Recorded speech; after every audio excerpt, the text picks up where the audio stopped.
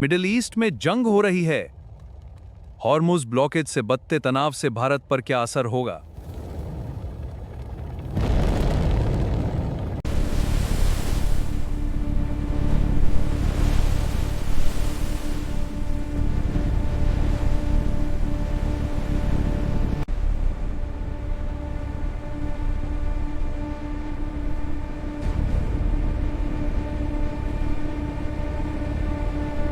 दुनिया के एक छोटे से समुद्री रास्ते ने पूरे भारत की टेंशन बढ़ा दी है। नाम है स्ट्रेट ऑफ हॉर्मुज। यही वो रूट है जहां से भारत का ज्यादातर तेल आता है तब। और अगर ये रूट बंद हो गया तो सिर्फ मिडिल ईस्ट नहीं बल्कि भारत की इकोनॉमी भी हिल सकती है। पेट्रोल, डीजल, सब कुछ महंगा हो सकता है। दिल्ली में हाई लेवल मीटिंग्स लगातार चल रही हैं क्योंकि दुनिया का ऑयल सिस्टम डेंजर जोन में पहुंच चुका है।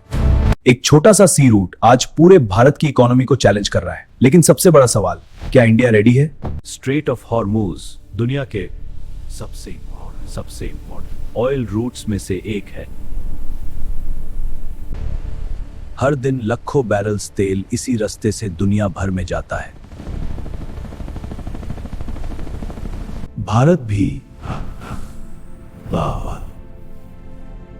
ऑयल इंपोर्ट इसी रीजन से करता है। और अब इजराइल ईरान टेंशन के बीच सबसे बड़ा डर यह है कहीं हॉर्मुज रूट ब्लॉक ना हो जाए, क्योंकि अगर ऐसा हुआ तो ऑयल सप्लाई रुक सकती है और फ्यूल प्राइसेस रॉकेट की तरह ऊपर जा सकते हैं। एक्सपर्ट्स वार्न कर रहे हैं कि सिर्फ कुछ हफ्तों का ब्लॉकेज वर्ल्ड इकोनॉमी को शॉक दे सकता है। क्या दुनिया एक नए फ्यूल क्राइसिस की तरफ बढ़ रही है? इसी वजह से दिल्ली में इमरजेंसी लेवल मीटिंग शुरू है। प्राइम मिनिस्टर नरेंद्र मोदी ने फ्यूल बचाने की अपील की, पब्लिक ट्रांसपोर्ट यूज करने को कहा है, अननेसेसरी अवॉइड करने को कहा है। यह सिर्फ एक नॉर्मल गवर्नमेंट मैसेज नहीं था, एक वार्निंग है कि दुनिया की सिचुएशन रैपिडली चेंज हो रही है। इंडिया अलर्ट मोड में पहुंच चुका है। गवर्नमेंट स्ट्रेटेजिक ऑयल रिजर्व्स पर ऑल्टरनेटिव सप्लाई रूट्स एक्सप्लोर किए जा रहे हैं और गल्फ कंट्रीज के साथ इमरजेंसी कोऑर्डिनेशन बढ़ाया गया है। पीएम मोदी का मैसेज सिंपल था, पैनिक मत करो लेकिन प्रिपेयर्ड रहो। अगर ये वॉर और लंबी चली तो सबसे बड़ा इंपैक्ट होगा petrol, diesel, gas cylinder. Oil prices बढ़ते ही ट्रांसपोर्ट महंगा हो जाता है और ट्रांसपोर्ट महंगा होते ही हर चीज की कीमत बढ़ने लगती है। सब्जी, मिल्क, डेली यूज की चीजें सब महंगी हो सकती है। टन गैस सिलेंडर का प्रेशर भी घरों तक पहुंच सकता है। पापा इतना महंगा क्यों? सब कुछ महंगा हो गया है। अब क्या होगा?